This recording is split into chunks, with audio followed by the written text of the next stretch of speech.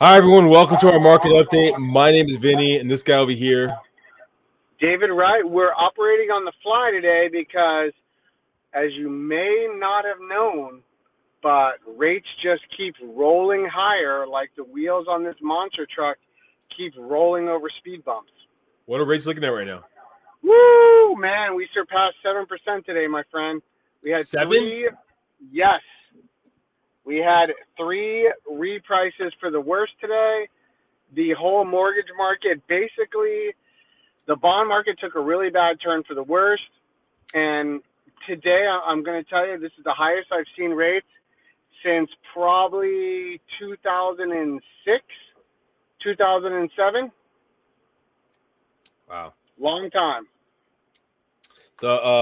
Where do you see rates going into the near future? Well, the interesting part is, so from a technical analysis standpoint, is mortgage rates are all based off, we kind of follow the 10-year, the T-bill, and there was no floor of support today, which means once there's nothing supporting the current level it's at, there has a long way it can still gain, which means rates have the potential to get much worse. Wow, how bad do you think they're going to get? Hold on, big girl. This is my sidekick. She's Victoria. Not a fan. No, she's not happy with this. I got to tell you, I think today was, if you're not going to behave, you're not going over there. Okay? Today, I think, was things overreacted today. And that was probably because last week the Fed statements were digested where they released them saying, we know we have to push the rates much higher and we're willing to push us into a recession to let that happen.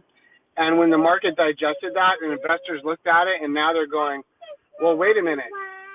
This means that we can make more rates of return on our money. And so they pushed the rates up. It's very, very interesting today. I would not be surprised if the floor of support goes away and you're soon at 7.5 on a regular. Well, I mean, we'll probably see active properties go up on the market. We haven't seen that. Remember, if you've been watching us, we went up to 44 from, mind you, 25, I think it was, like beginning of this year or middle of this year. But we have gone back down to 4,000. If you see that clicker below, yes, there is some value out there to be had.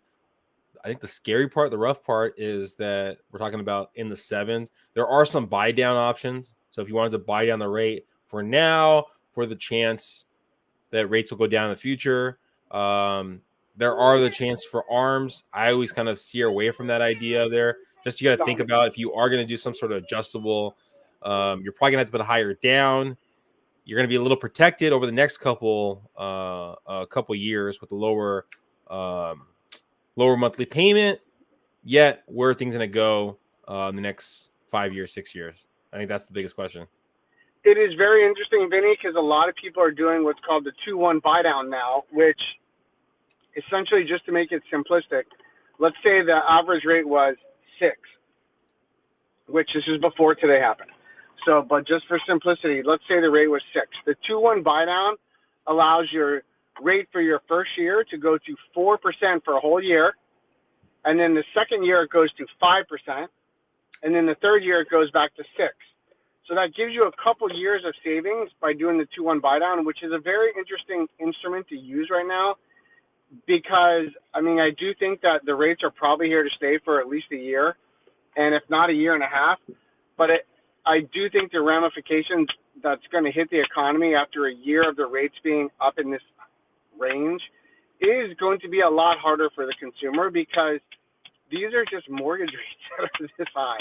Just think about car loans, second lines of credit, anybody getting a personal loan. We haven't felt the real power of this yet, and it's going to take around 4 months. Yeah, I mean, and if you've been watching us, I still don't think we've seen the full effects of COVID yet. I think we're still going to see that to the market.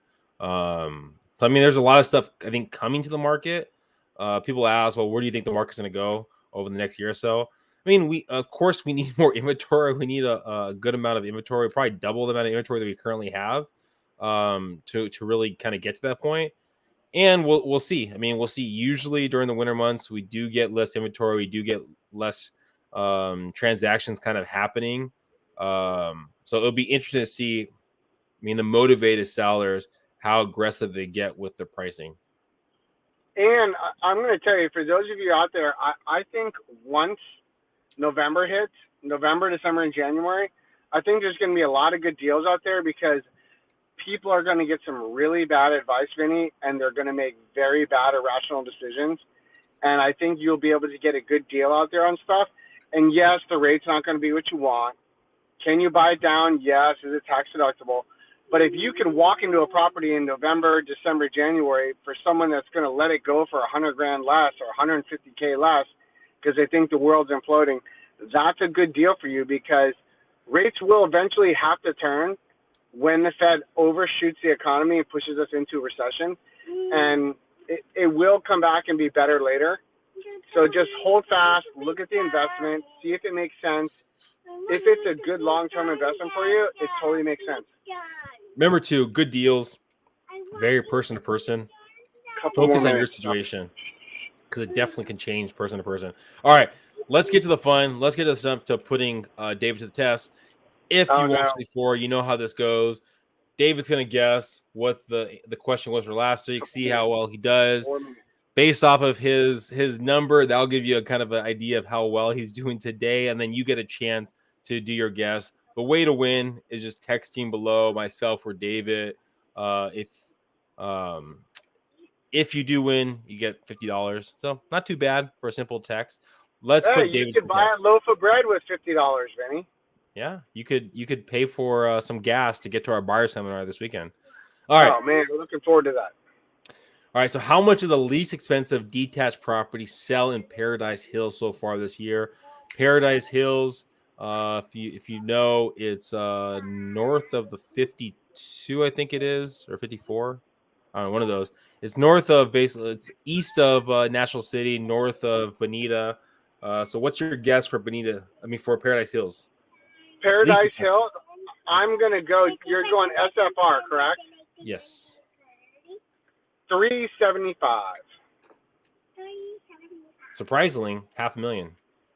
Wow, man. Then it really is truly a paradise.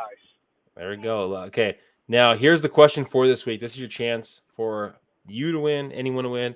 All right, how much of the most expensive detached property sell in Rancho Bernardo so far this year? Most expensive Rancho Bernardo. That's a nicer area. I'm going to go with that one at 2.7. 2.7. So for people watching, Rancho Bernardo is going to be each of like Ranch Santa Fe. It's part of Forest Ranch. So there's a lot of good areas up there in Rancho Bernardo. A lot of pockets that go up and down. That's a wide ranging of values there. So text for your chance to win $50 right there.